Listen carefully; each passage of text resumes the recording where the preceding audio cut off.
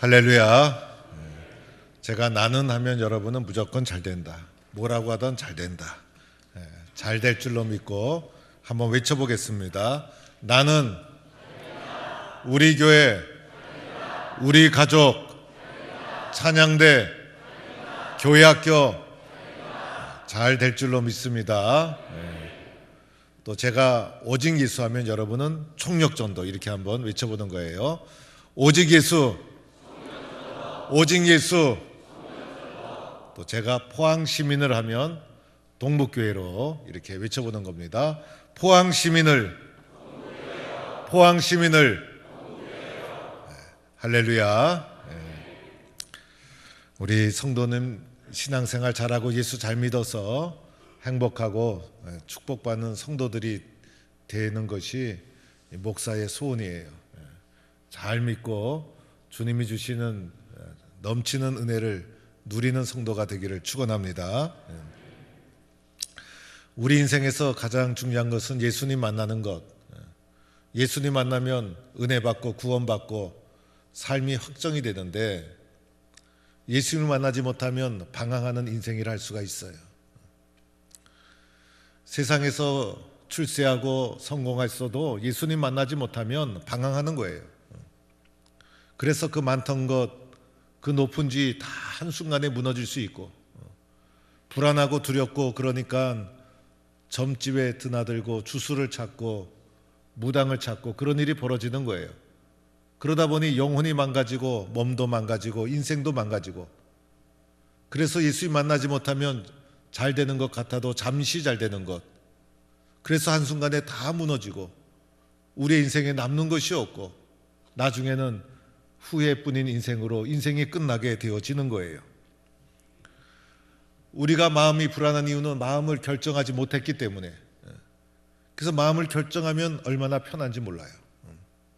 결혼하면 편하고 합격하면 편하고 취직하면 편하고 마음이 확정되지 못하니 불안하고 두렵고 그래서 이 마음을 세상에 변하는 것에 의지하다 보면 내 마음도 다 상하고 변함없는 예수 그리스도께 마음을 딱 붙이면 인생이 편안하고 은혜스럽고 잘 되는 축복의 인생이 될 줄로 믿습니다.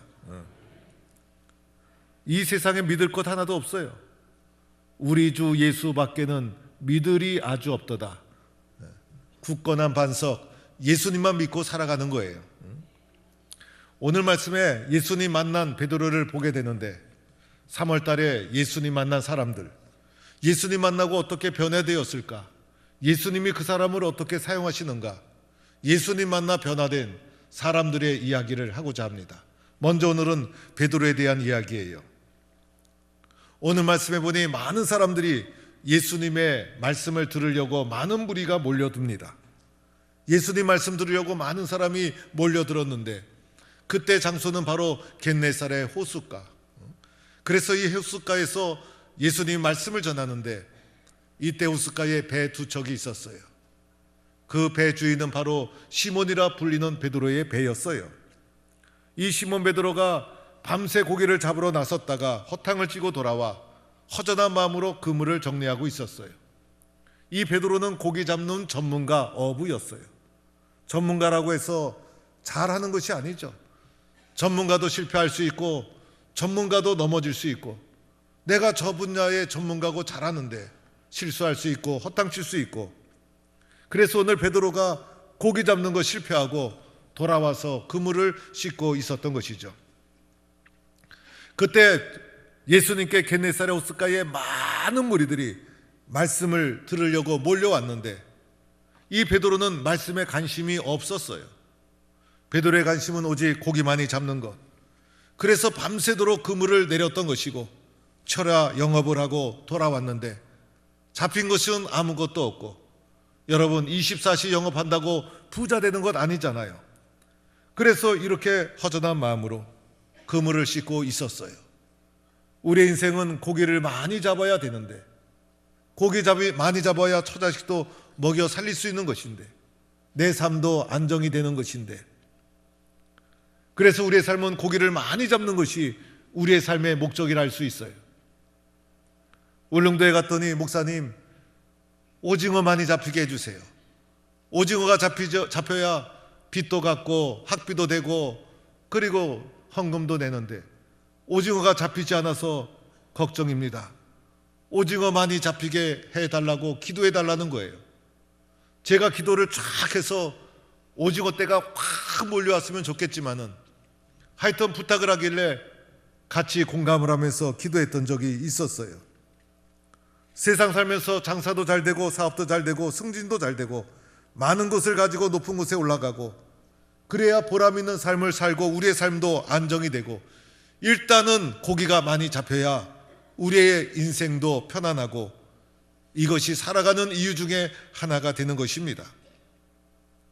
이때 바닷가에서 말씀을 전하던 예수님, 이렇게 철야 작업하고 돌아와 허무한 마음으로 그물을 싣고 있던 베드로의 배에 오르게 됩니다. 베드로의 배에서 말씀을 전했던 것이죠. 베드로는 말씀에 관심이 없었어요. 그런데 하필이면 베드로의 배에서 말씀을 전하니 할 수 없이 그 말씀이 베드로의 귀에 들어오게 되고 말씀을 자꾸 듣다 보니 베드로의 마음이 열리게 되고 말씀을 듣고 싶지 않아도 자꾸 옆에서 말씀을 듣게 되니 믿음의 싹이 나게 되고 베드로의 마음이 조금씩 열리기 시작하는 거예요. 일단 우리들은요, 말씀을 많이 듣고 봐야 돼요. 말씀을 많이 묵상하고 봐야 되고 말씀을 많이 읽고 봐야 되는 거예요. 듣고 보고 묵상하다 보면 나도 모르게 믿음의 싹이 나고 예수님을 의지하게 되고 오늘 베드로가 이러한 상황이 되었던 거예요. 말씀을 하시던 예수님 말씀을 마치시고 시몬아 깊은 데로 가서 그물을 내려라. 갑자기 예수님이 말씀하시는 거예요. 여러분, 고기 잡는 전문가는 누굽니까? 바로 베드로 아닙니까? 전문가가 예수님께 고기 잡는 것을 가르쳐 줘야지. 고기 잡는 법 모르는 예수님이 전문가 베드로에게 이런 말을 하다니 이 말씀은 베드로 입장에서 받아들이기 어려운 말이었어요. 그래도 전문가가 자존심이 있는데 이 베드로의 자격증은 뭐 공짜로 딴 겁니까? 여러분 같으면 비전문가가 전문적인 분야를 간섭하면 여러분은 수용할 수가 있겠습니까? 그리고 또한 밤새도록 철야 작업하고 허탕치고 왔어요. 지금 또다시 나가서 고기 잡는다고 고기 잡힐 리가 없는 거예요. 그래서 베드로가 예수님의 이 말도 안 되는 말씀을 듣고 예수님 모르시고 하는 말씀입니다. 예수님 말씀은 좋은데 고기 잡는 거는 제가 전문가입니다. 지금 나가도 소용이 없습니다. 예수님 말씀 순종할 수 없습니다라고 베드로가 자기 전문성을 발휘해서 올바른 말을 할 수 있었지만은 베드로는 그렇게 말하지 않았어요. 말씀을 듣던 중에 베드로의 마음에 믿음이 조금씩 싹떠서 베드로의 생각이 달라지고 마음이 열리고 그래서 베드로가 예수님께 선생님 우리가 밤이 새도록 수고하였지만은 잡은 것이 없지만은 말씀에 의지해서 내가 그물을 내리겠습니다. 여러분 이 순간이 너무나 중요한 순간이에요. 내 경험 내 지식을 내려놓고 예수님 말씀을 의지한다는 이 순간이 사고의 전환이 일어나는 거예요. 생각의 전환이 일어나는 거예요. 믿음의 전환이 일어나는 거예요. 인생관이 바뀌는 순간이라 할 수가 있어요.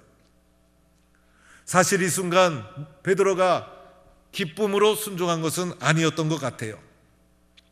왜냐하면 예수님께 대해서도 랍비어 선생님이라고 하면서 온전한 믿음의 고백 상태가 아니었다는 것을 알 수 있게 됩니다. 그리고 베드로는 이런 심정이었을 거예요. 예수님 말씀을 듣다 보니 조금 은혜가 되어서 내가 마음이 긍정적으로 바뀌어서 예수님 말씀에 순종해서 그물을 내리겠지만은 아마 고기는 한 마리도 잡히지 않을 겁니다. 이런 마음을 가지고 억지로 순종하는 것이 베드로의 모습이 아니었을까. 그런데 여러분 억지로 순종할 때 은혜가 될 때가 있어요. 내가 이해하고 순종하면요 믿음이 이해 범위 속에 멈추고 말아요. 이해되지 않아도 아직 깨닫지 못해도 억지로라도 나를 쳐 순종하면 믿음의 길이 열리고 믿음이 성장하는 은혜가 일어나게 되는 거예요. 그런데 오늘 베드로가 이렇게 순종할 때 어떤 결과가 주어졌을까? 베드로의 예측대로 한 마리도 잡지 못하고 허탕치는 일이 일어난 것일까? 억지로라도 순종했을 때 일어난 일, 첫째는 고기 잡은 것이 힘이 많아 그물이 찢어지게 되었다는 거예요. 놀라운 일이죠, 여러분.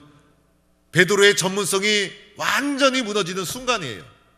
베드로의 인간적인 경험, 인간적인 지식, 인간적인 전문성이 다 무너지는 순간이에요. 여러분, 사람의 전문성, 기술, 하나님 앞에서 아무것도 아니에요. 우리들이 전문성 앞세워 살다 보면요, 그 정도밖에 살지 못해요. 그러나 하나님이 축복해 주시면요, 그 모든 것 한순간이에요. 그래서 찢어질 정도로, 상상할 수 없을 정도로, 2배에 넘칠 정도로 고기가 잡히는 놀라운 역사가 일어난 거예요. 여러분의 삶에도 이런 축복이 넘치기를 축원합니다. 억지로라도 순종하면, 말씀대로 될 줄로 믿고 나를 쳐 순종하면 고기가 가득 잡혔던 것처럼 내 인생에도 가득 채워지는 역사가 일어나게 되는 거예요. 나를 향한 나의 생각보다 나를 향한 하나님의 생각이 더 큰 거예요. 사람마다 자기를 보는 생각의 크기가 달라요. 어떤 사람은 자기를 너무 작게 봐요. 그래서 자기는 적다, 할 수 없다. 어떤 사람은 자신감이 없어. 그런데 여러분, 내가 나를 보는 것보다 나를 보는 하나님의 사랑이 더 큰 거예요. 그래서 베드로를 불러주신 거예요. 나의 지식보다 하나님의 지식이 더 큰 거예요.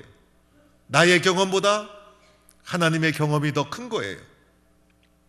그래서 하나님의 말씀에 순종하면 그 순종이 축복의 통로가 되어서 이런 은혜를 누리게 되는 거예요. 우리도요, 억지로라도 순종해서 은혜를 누리는 성도가 되기를 축원합니다. 두 번째로는요, 말씀에 순종하고 나니 예수를 제대로 알고 나를 알게 되었죠. 그렇죠, 여러분. 예수님 아는 거 쉽지가 않아요. 예수님 아는 듯 하지만 쉽지가 않아요. 오늘도 베드로가 예수님 알았죠. 그래서 예수님 배에 오르게 했고, 배 곁에서 말씀 듣고 말씀에 순종하고. 그런데 그때는 예수님을 랍비여 이렇게 불렀어요. 그런데 예수님 말씀에 순종하고 나서는 주여 이렇게 부릅니다. 주여 나를 떠나소서. 주님을 보는 눈이 달라진 거예요. 주님에 대한 이해가 달라진 거예요. 주님에 대한 고백이 달라진 거예요. 그래서 주님을 절대적으로 고백을 하면서 나를 떠나소서, 나는 죄인이로소이다. 자신이 죄인임을 발견하게 되었다는 거예요. 나를 알았다는 거예요. 여러분, 예수님 제대로 아는 것도 어려운 거고요, 나를 아는 것도 어려운 거예요. 많은 사람들은 자기를 몰라요. 자기를 모르고 살아가는 것이 우리들의 인생이라 할 수 있어요. 그런데 예수님의 말씀에 순종하고 나니 주여 나를 떠나소서, 나는 죄인이로소이다. 예수님을 바로 알고 나를 알게 되었다는 거예요. 이러한 체험적 신앙인으로 바뀌게 되었다는 것이죠. 세 번째로는 그 결과 변화된 삶을 살죠. 베드로의 인생의 목적은 고기 많이 잡는 것. 그래서 얼마나 베드로가 생활력이 강했는지, 철야로 일을 하면서도 그물을 내렸던 생활력 강한 사람이 베드로. 어떻게 하든지 고기 한 마리라도 더 잡아서 처자식 먹여 살리는 것이 베드로의 인생 목적. 그런데 오늘 예수님께서 베드로를 만나시고 변화시켜 주셔서 무서워하지 말라, 이제후로는 내가 사람을 취하리라. 제자로 부르시고 고기 잡는 어부에서 사람을 변화시키는 사람 낚는 어부로 베드로를 변화시켰다는 것입니다. 이러한 변화된 삶, 이러한 변화된 삶을 베드로가 예수님 만나 누리게 되었던 것이에요. 여러분, 베드로에게는 꿈이 있었죠. 베드로의 꿈이 무엇이었죠? 고기 많이 잡는 것. 이것이 베드로의 꿈이었어요. 어쩌면 우리들에게도 꿈이 있죠. 잘 사는 것. 이것이 우리들의 꿈이에요. 한번 잘 살았으면 좋겠다. 이것이 베드로의 꿈이었고 어쩌면 우리들의 꿈이었어요. 근데 주님은 찾아가 주셔서 베드로를 더 크고 놀랍게 변화시켜 사용해 주시는 거예요.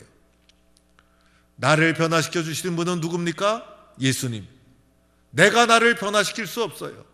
나의 지식, 나의 경험, 이것이 나를 변화시킵니까? 사람의 변화가 훈련으로 됩니까? 훈련과 그리고 교육과 지식과 경험으로 내 삶이 좀 더 나아질 수 있고 발전할 수는 있어요. 그러나 변화는 예수님 말씀만이 나를 변화시킬 수 있는 거예요. 세상이 나를 변화시키는 것이 아니라 예수님만이 나를 변화시킨다. 그래서 우리들은 말씀에 순종하고 말씀 믿고 예수님 앞에 나가는 거예요. 주여 나를 떠나소서 나는 죄인으로소이다. 이 베드로의 고백이 여러분의 고백이 될 수 있기를 바랍니다. 예수를 따랐던 사람 많았죠, 여러분. 그래서 수많은 무리들이 예수님께 몰려든 거예요. 겟네사렛 호숫가에 베드로 말고도 수많은 사람이 있었어요.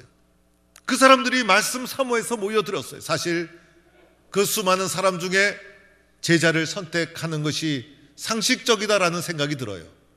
베드로는요, 고기 잡는 것에만 관심이 있었고 말씀에 관심도 없었고, 그런데 예수님이 베드로를 선택해 주시고 베드로의 배에 찾아오시고 베드로에게 말씀을 전해 주신 거예요. 우리들은요, 내가 판단하죠. 내가 결정하죠. 내가 기준이죠. 그런데 그렇게 살다 보면 내 지식만큼만 살게 되고 내 경험만큼만 살게 되는 거예요. 그 속에 갇혀 살던 나를, 베드로를 주님이 찾아오셔서 베드로야, 깊은 데서 가서 그물을 내려라. 베드로를 선택해 주시고 말씀으로 그를 불러주시고 있는 거예요. 오늘도 베드로를 선택해 주셨듯이 세상의 수많은 사람 가운데 우리들을 불러주시고 선택해 주시고 오늘도 예수님이 우리의 마음의 문을 두드리고 있는 거예요. 우리는 마음의 문을 활짝 열고 주님 말씀 붙잡고 말씀에 순종해서 베드로처럼 변화된 축복의 삶을 살아가는 성도가 되기를 축원합니다. 여러분, 이 세상의 모든 문제는요, 사람을 통해서 오는 거예요. 그래서 사람의 구원이 중요한 거예요. 모든 사람에게 그래서 예수님이 필요한 거예요. 사람이요, 사람에게 상처받는 거예요. 상처 중에 가장 큰 상처는 사람에게 받는 것. 그런데 사람을 통해서 상처받지만은 사람을 통해서도 사랑을 받게 되어 있어요. 사람을 통해서 받은 상처와 아픔은 사람을 통해 받는 사랑을 통해서 다시 회복이 되어지는 거예요. 그런데 이 세상의 모든 문제는 사람과의 관계 속에서 다툼과 전쟁과 싸움이 진행되는데, 이 모든 세상의 상처를 주는 것은 어디서부터 오는 것일까? 제가 보니까요, 시기, 질투, 의심, 그리고 욕심에서 나오는 거예요. 이 시기, 질투, 의심, 욕심이 마음속에서 확 올라와서 이것이 표출이 되면서 상처가 되고 싸움이 되고 다툼이 되고, 그래서 이 시기와 질투와 의심과 욕심이 마음속에서 올라오면 이것을 제어할 능력이 사람에게 없어요. 여러분, 이것을 사람 마음대로 할 수 있습니까? 마음속에서 시기라는 감정이 확 솟구쳐 올라오고 질투의 화신이 확 솟구쳐 올라오면 이것을 누가 막을 수 있겠어요? 시기의 불길이 마음속에서 올라오면 잠도 오지 않고 그 누구도 막을 수가 없어요. 질투가 속에서 막 솟구쳐 올라오면 이 질투를 누가 막을 수 있겠어요? 이 질투가요, 여자만 질투가 있는 줄 알았더니 남자도 질투가 무서워요.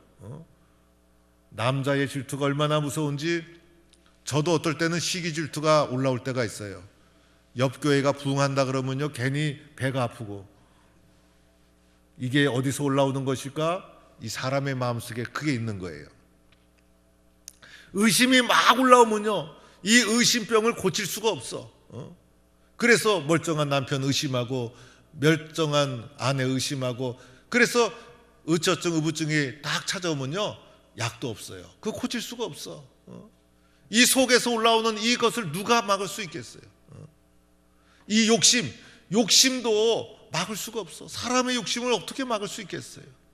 그래서 사람의 마음은 작은데 욕심은 한이 없이 커요. 여러분, 욕심이 멈춘 적이 있습니까? 그래서 성경은 자족하기를 배우라 이렇게 말씀하고 있는 거예요. 얼마나 자족을 안 하고 욕심이 끝이 없으면 이렇게 말씀하고 있을까? 그래서 요즘 보험금을 타내기 위해서 아내가 남편 그 아침마다 보약을 갖다 주는데 거기다 약을 터가지고 남편을 독살해갖고 그런 일도 있었다는 거 아닙니까? 그래서 우리 남편들은 어느 날 아내가 안 하던 보약을 갖다 주고 이러면요, 불안해하게 생각해야 돼. 이거 왜 그러지? 그리고선 물어봐야 돼. 그래, 아내 보고 여보 당신이 먼저 먹어봐 이러고선 아내한테 먼저 먹여보고 먹어야지. 사람의 욕심을 막을 수가 없어. 시기, 질투, 의심, 욕심이 솟구쳐 올라오면 이 마음을 내가 어떻게 잡을 수가 없는 거예요. 그런데 이것을 해결해 주시는 분이 계십니다. 바로 십자가의 예수님. 예수님밖에 없는 거예요. 그래서 예수님을 마음에 다 영접하고 나면 시기심이 올라올 때 그것이 용서로 바뀌고, 질투가 올라올 때 그것이 사랑으로 바뀌고, 의심이 올라올 때 그것이 믿음으로 바뀌고, 욕심이 올라올 때 그것이 나눔으로 바뀌는 역사가 일어나게 될 줄로 믿습니다. 그래서 우리들은 이 연약한 마음에 예수님을 만나야 돼. 예수님의 십자가를 경험해야 돼. 예수님만이 나를 변화시킬 수 있다는 거예요. 오늘 우리가 말씀에 순종하면, 여러분 가난하게 삽니까? 믿음으로 사는 자가 실패한 삶입니까? 우리는 믿어야 돼요. 말씀대로 살면 오늘 고기가 가득했던 것처럼 세상의 삶도 주님이 축복해 주시는 거예요. 주님 말씀대로 살면 주님이 축복해 주신다. 주님 말씀대로 살면 내 삶에 가득한 은혜가 넘친다. 주님이 도와주시면, 주님이 축복해 주시면 내 염려, 근심, 걱정은 아무것도 아니다. 내 지식과 경험도 아무 쓸모없다. 주님이 도와주시면 모든 것이 해결된다. 이런 믿음을 가지고 주님 말씀에 순종하는 거예요. 그리고 더 기쁜 것이 있죠. 말씀에 순종하고 나면 예수님 제대로 알고 나를 알게 되니까 변화된 삶을 살아가는 거예요. 인생의 목적이 바뀌는 거예요. 고기 잡는 어부에서 사람 낚는 사람으로 바뀌는 거예요. 여러분, 세상에서 가장 중요한 게 뭡니까? 사람의 영혼이에요. 사람의 인생보다 중요한 게 어디 있어요? 금보다 귀한 거예요. 전도왕 금반지 2돈 했는데 그 2돈 아무것도 아니에요. 금보다 귀한 것이 사람의 영혼, 다이아몬드보다 귀한 것이 사람의 영혼. 여러분, 사람을 잃어버리고 천하를 얻은들 무슨 소용이 있겠어요? 내 인생보다 소중한 것이 어디 있어요? 내 인생 2번 삽니까? 내 인생 3번 삽니까? 한 번뿐인 내 인생, 세상에서 가장 소중하고 귀한 내 인생, 포기할 수 없는 내 인생, 내 인생이 너무나 소중하기에 예수님이 나 같은 사람을 구원하기 위해서 이 땅에 오신 거예요. 그래서 모든 인생은 예수님 만나야 되고, 예수님 만날 때 마음에 평화가 오고 마음이 안정되고, 이 귀하고 귀한 영혼을 구원하고 복음을 전하는 것이 가장 귀한 일. 이 가장 귀한 일에 베드로를 주님이 들어 사용해 주신 거예요. 베드로가 주님을 만나지 못했더라면 갈릴리 호숫가에 이름 없는 어부로 살다가 인생 끝났어요. 그런데 지금 유럽에 가보면요, 유럽의 그 역사 깊은 교회마다 이 교회가 지붕이 이렇게 딱 있으면요, 지붕 양옆에 동상이 2개가 딱 서 있어요. 동상이. 예배당에 들어가면요, 예배당 강대상에 우리 표 적어놓은 것처럼 그 자리에 그림, 성화가 딱 사람 그림이 그려져 있어요. 어디 가나 동상이 딱 세워져 있는데 2개가 세워져 있으면 하나는 베드로고 하나는 바울이에요. 교회의 상징, 교회가 가는 곳마다 베드로가 걸려 있어요. 예수님 다음으로 유명한 사람이 베드로예요. 베드로만큼 영광스럽게 쓰임받은 사람이 있었을까? 베드로처럼 영광스러운 이름으로 남아있는 사람이 있었을까? 예수님 만난 결과인 거예요. 이것이 바로 깊이 있는 삶. 그래서 주님이 깊은 곳에 가서 그물을 내려라. 우리도 가장 귀한 예수님 만나는 일, 예수님 전하는 일, 깊이 있는 은혜의 삶, 축복의 삶을 누리는 성도가 되기를 간절히 축원합니다.